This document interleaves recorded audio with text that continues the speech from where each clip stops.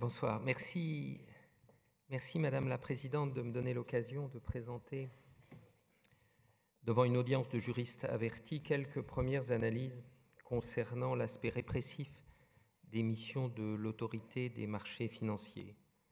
Je voudrais évoquer en clôture de ce colloque les principaux défis que l'autorité doit relever rapidement pour assumer correctement les missions qui sont les siennes dans ce domaine répressif. Je les répartirai en deux catégories. D'abord, les défis qui procèdent de la place de plus en plus importante qui est donnée à la protection de la vie privée et des droits individuels dans notre ordre juridique et qui modifient en profondeur la conduite de nos enquêtes et notre action répressive.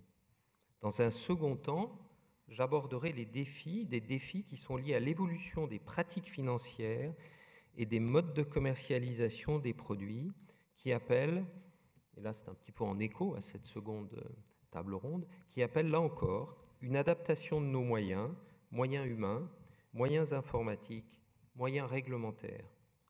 Évoquons donc d'abord l'évolution substantielle de la portée donnée par notre environnement juridique à la protection des droits individuels. Je me réfère dans cet ordre d'idées à deux thématiques d'une grande actualité dont la conjonction est susceptible d'affecter le bon exercice de nos missions.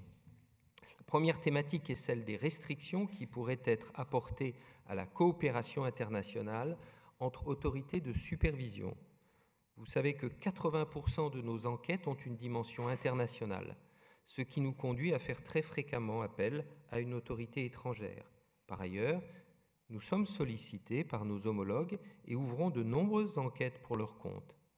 Cette collaboration est donc vitale pour la bonne conduite de nos investigations respectives. Or, elle pourrait être réduite à l'avenir dans ces deux composantes, à savoir l'échange de données individuelles et le recours à des auditions à l'étranger.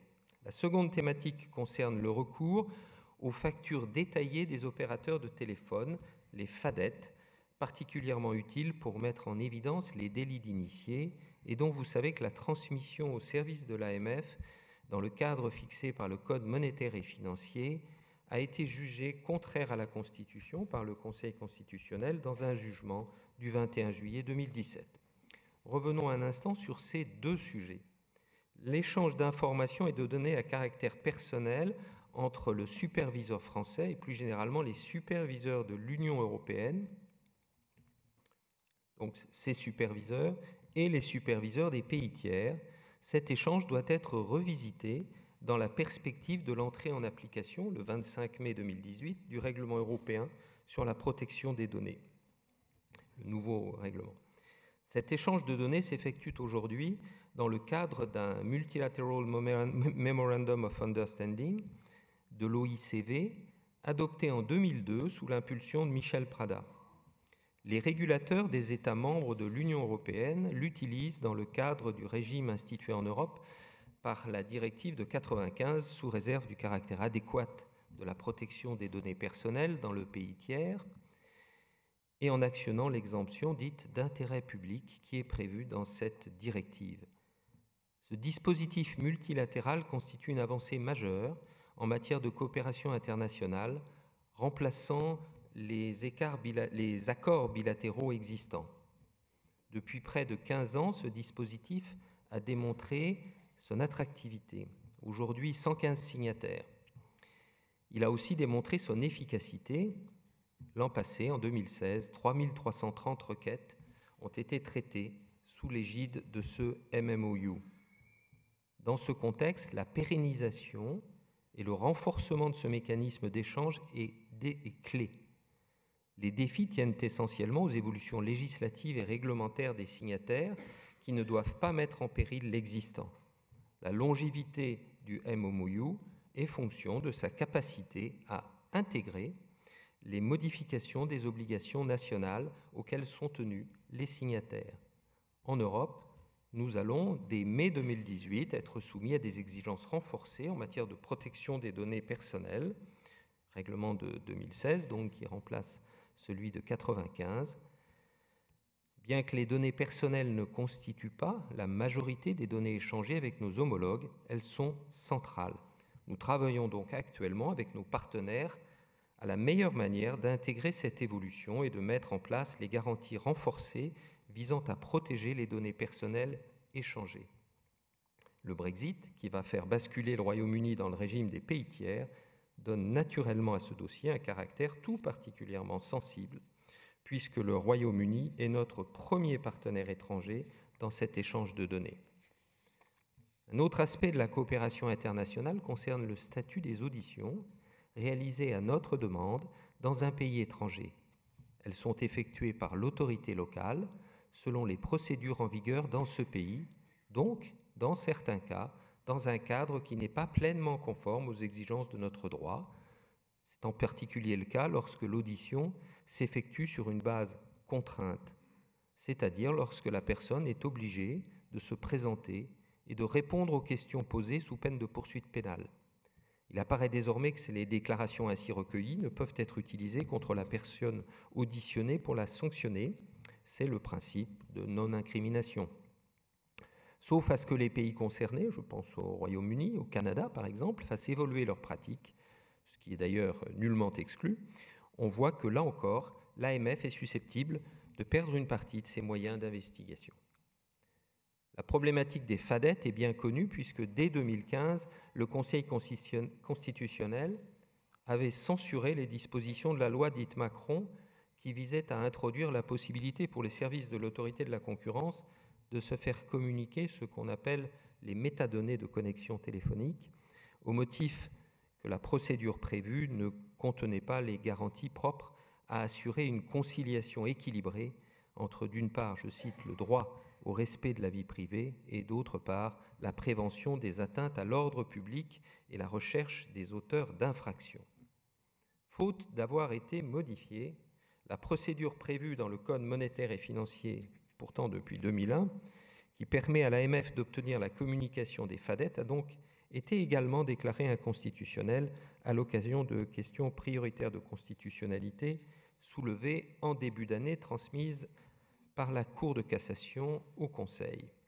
Dans sa grande sagesse, et pour laisser au législateur le temps de concevoir un nouveau dispositif compatible avec le droit au respect de la vie privée, le Conseil a cependant différé la date d'abrogation de l'article contesté du Code monétaire. Il l'a différé jusqu'à la fin de l'année prochaine. Compte tenu de l'importance du recours aux fadettes dans le cadre des enquêtes, en particulier pour constituer un faisceau d'indices convaincants dans le cadre d'opérations d'initiés, il importe donc désormais que le cadre législatif évolue rapidement. Le gouvernement y est résolu. Il est souhaitable que les garanties qui seront mises en place soient proportionnées à l'atteinte potentielle à la vie privée. Je rappelle que les fadettes ne contiennent pas le contenu des échanges et il est important que la procédure qui sera établie n'alourdisse pas de façon disproportionnée les investigations de nos enquêteurs. Je ne voudrais pas être mal compris.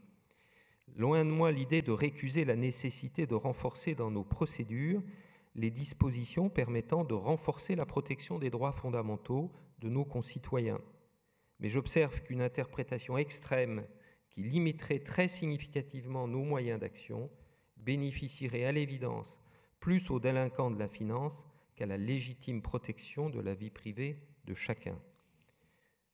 Le second défi que nous avons à relever est celui de l'évolution en profondeur des produits financiers et de leur mode de commercialisation. Je viens d'utiliser le terme de produits financiers, mais je dois dire que dans certains cas, je ne suis pas bien certain que le terme soit adapté. Je voudrais évoquer d'abord les produits qui sont qualifiés de toxiques, options binaires, CFD, qui ont été mentionnés dans la table ronde précédente, CFD sans protection intrinsèque, soyons précis, qui sont généralement commercialisés par Internet ou généralement en libre prestation de services. Dans un second temps, j'évoquerai les produits qui se réfèrent à des crypto-monnaies et où la technologie des DLT ou blockchain pour solliciter l'épargne, la question qui a été posée tout à l'heure, y faisait référence. Le plus facile d'abord, c'est-à-dire les produits toxiques dont la publicité a été interdite par la loi Sapin II. En faisant abstraction du mois de janvier pour tenir compte de l'entrée en vigueur de la dite loi, le nombre de publicités portant sur le trading qui ont été diffusées entre les mois de février et juillet 2017 a baissé de 60% si on la compare à la même période des années précédentes. C'est tout à fait remarquable, mais le nombre de nouvelles publicités illicites diffusées depuis la promulgation de la loi, telles qu'elles ont été détectées par les outils de veille de l'AMF, ce nombre atteignait encore 162 publicités à fin août, était le fait de 28 prestataires en services d'investissement, dont 26 agréés dans un autre État européen, qui sont donc en libre prestation de services. Ne sera pas surpris par le fait que 19 de ces 26 intermédiaires étaient des prestataires installés à Chypre. Nous avons naturellement demandé à ces opérateurs de retirer leur publicité et la plupart l'ont fait. Certains prestataires chypriotes se sont montrés récalcitrants. Après une campagne de visite mystère menée sous contrôle d'huissier, le collège de l'AMF s'est posé la question de l'activation de l'article 62 de la MIF, qui permet à un État membre d'accueil, donc nous en l'occurrence, de prendre des mesures appropriées pour protéger les investisseurs sur son territoire lorsqu'un établissement agit d'une manière clairement préjudiciable à leur intérêt. Rappelez-vous que c'est sur ce fondement que l'AMF a l'an passé interdit à un premier prestataire chypriote de fournir des services sur le territoire français, avant de lever d'ailleurs cette interdiction lorsqu'il eut régularisé son offre. Le collège a cette fois décidé de ne pas actionner ce mécanisme compte tenu de la proximité de l'entrée en vigueur du règlement intérieur marché d'instruments financiers, dit MIFIR, le règlement, pas MIFID, directive, donc MIFIR, qui va permettre à compter du début de l'année prochaine, à l'ESMA, ça va lui permettre d'interdire pour une période de 3 mois renouvelable et sur l'ensemble de l'Union la commercialisation de produits financiers au titre de la protection des consommateurs, et il va permettre aux autorités nationales de les interdire pour les mêmes motifs, sans limite de durée, sur son territoire. La loi Sapin II avait permis d'interdire la publicité sur certains produits. La mise en œuvre prochaine de ces articles 40 et 42 de MIFIR nous donne la base juridique pour en interdire la commercialisation. À nous d'utiliser à bon escient cette arme très puissante. Ce qu'on appelle l'écosystème blockchain interpelle l'ensemble des autorités monétaires et financières. S'agissant de l'AMF, nous sommes interrogés par des porteurs de projets qui souhaitent procéder à des levées de fonds par émission de jetons via une technologie de registre décentralisé, procéder à ce qui est désormais dénommé une Initial Coin Offering, ICO. En contrepartie de l'acquisition de ces jetons virtuels qui font l'objet d'un marché secondaire, les investisseurs acquièrent, selon les cas, des droits d'usage, des droits de participer à la gestion du réseau, des droits d'acquérir d'autres jetons dans d'autres ICO à des prix favorables, beaucoup de droits très complexes et parfois difficiles à cerner. Les services de l'AMF ont analysé certaines opérations sans pouvoir les affecter à une catégorie juridique existante. Ces ICO ne relèvent ni des offres au public de titres financiers, qui devraient alors donner lieu à établissement d'un prospectus, ni du financement participatif, ni de l'intermédiation en biens divers. On pourrait en discuter avec Stéphane Torck, qui a évoqué brillamment cet aspect-là, mais il nous semble que dans la plupart des cas, ce n'est pas le cas.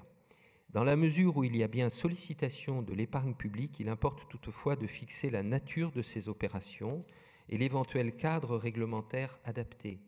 C'est d'autant plus nécessaire que des institutionnels traditionnels ont l'intention de proposer des fonds qui seraient investis en crypto-monnaie ou en jetons acquis lors d'ICO. Ces innovations interpellent l'AMF qui a l'intention d'apporter rapidement des éléments de réponse en concertation avec les autres autorités françaises, avec ses homologues européens et avec tous les acteurs concernés de la place. On le voit, ces défis sont nombreux, complexes, et il est urgent de les relever. Ils ne sont toutefois pas plus difficiles à relever que ceux qu'a rencontrés l'AMF dans les années récentes. S'agissant de l'environnement juridique, rappelons-nous du ne bis in idem, qui a trouvé une solution équilibrée, avec un aiguillage qui, je le crois, s'effectue en pleine harmonie avec le parquet national financier. S'agissant des produits financiers, rappelons-nous du trading à haute fréquence, qui a mobilisé, et mobilise encore d'ailleurs, les experts de l'AMF, dont le travail minutieux a débouché sur des sanctions exemplaires. Je suis donc fondamentalement optimiste sur notre capacité à relever les défis d'aujourd'hui. J'espère pouvoir le confirmer devant vous l'année prochaine qui verra, j'en suis certain, de nouveaux défis apparaître, peut-être celui de l'articulation entre les poursuites engagées au niveau européen et celles engagées au niveau national, si, comme nous le souhaitons, comme je le souhaite en particulier, les pouvoirs de supervision directe de l'ESMA sont effectivement renforcés. Ceci est une autre histoire. Nous verrons l'année prochaine s'il y a lieu de l'évoquer. Je vous remercie de votre attention. Je vous invite à poursuivre les échanges. Je crois qu'avec la présidente, en particulier, les membres de la commission des sanctions, je crois qu'un cocktail vous est proposé. Et donc, je vous invite à le partager. Merci beaucoup.